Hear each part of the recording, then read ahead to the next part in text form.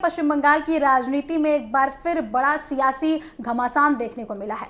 मुख्यमंत्री शुवेंदु अधिकारी ने राज्य में समान नागरिक संहिता यानी कि यूनिफॉर्म सिविल कोड लागू करने, कथित लैंड जिहाद, लव जिहाद और जबरन धर्मांतरण के खिलाफ कानून बनाने और अवैध घुसपैठियों को वापस भेजने के लिए कई बड़े ऐलान किए हैं। सीएम ने ये बातें कोलकाता के रविंद्र सदन में आयोजित वंदे मातरम के 150 वर्ष पूरे होने के कार्यक्रम में कही है। उनके भाषण के बाद बंगाल की राजनीति में नई बहस शुरू हो गई है, क्योंकि ये सभी मुद्दे लंबे समय से राष्ट्रीय राजनीति के केंद्र में रहे हैं। अपने संबोधन में मुख्यमंत्री शुवेंदु अधिकारी ने कहा कि जिनकी सरकार पश्चिम बंगाल में समान नागरिक संहिता लागू करने के लिए प्रतिबद्ध है, उनका कहना है कि सभी नागरिकों के लिए एक समान कानून होना चाहिए और इसी दिशा में राज्य सरकार काम करेगी।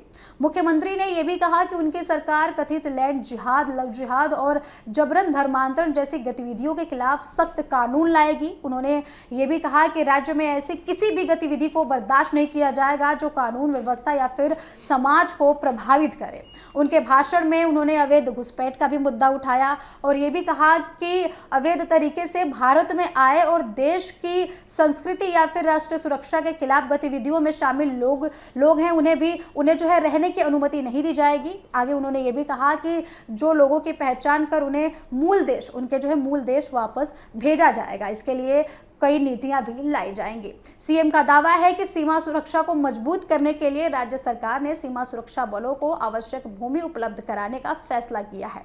उन्होंने कहा है कि सीमावर्ती जिलों में होल्डिंग सेंटर भी बनाए जाएंगे, जहां संदिग्ध अवैध घुसपैठियों की पहचान की जाएगी और कानूनी प्रक्रिया पूरी होने के बाद उन्हें वापस भेज दिया जाएगा।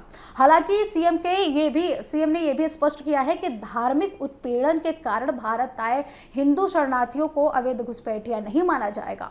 उन्होंने कहा है कि ऐसे लोगों को नागरिकता संशोधन कानून के तहत भारतीय नागरिकता देने की प्रक्रिया आगे बढ़ाई जाएगी। अपने संबोधन में शुवेंदु अधिकारी ने राष्ट्रीय सुरक्षा और सेना का भी उल्लेख किया है। उन्होंने कहा है कि भारतीय सेना का अपमान या राष्ट्रीय सुरक्षा से जुड़े अभियानों का विरोध स्वीकार नहीं किया जाएगा।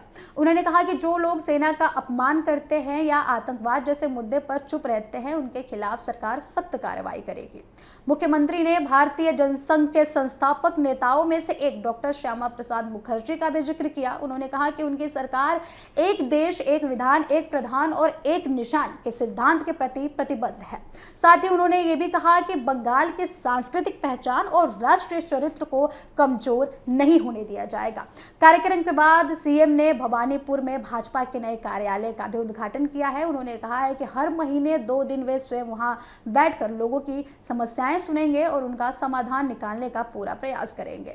मुख्यमंत्री ने अपनी सरकार के कई फैसलों का भी उल्लेख किया है। उन्होंने कहा है कि सीमा सुरक्षा बल को 600 एकड़ भूमि उपलब्ध कराई जाएगी, ताकि सीमा सुरक्षा से जुड़े पुराने विवाद समाप्त हो सके। इसके अलावा उन्होंने आयुष्मान भारत योजना लागू करने, लंबे समय से लंबित जनगणना प्रक्रिया को आगे बढ़ाने, सरकारी नौकरियों की तैयारी कर रहे युवाओं को आयु सीमा में छूट देने और नए आपराधिक कानून को लागू करने जैसे बड़े फैसलों का उल्लेख किया है। हालांकि मुख्यमंत्री द्वारा किए गए कई ऐलानों को लागू करने के लिए कानूनी और प्रशासनिक प्रक्रियाओं से गुजरना होगा। इनमें से कुछ विषय ऐसे भी हैं जिनमें केंद्र और राज्य सरकारों की संवैधानिक भूमिका अलग-अलग है। इसलिए इन घोषणाओं को लागू करने की दिशा में आगे क्या कदम उठाए जाएंगे, इस पर सभी की नजरें टिकी हुई हैं।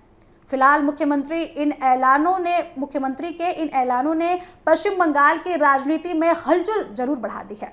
अब सबकी नजर इस बात पर है कि ये घोषणाएं जमीन पर कब उतरेंगी और कैसे उतरेंगी।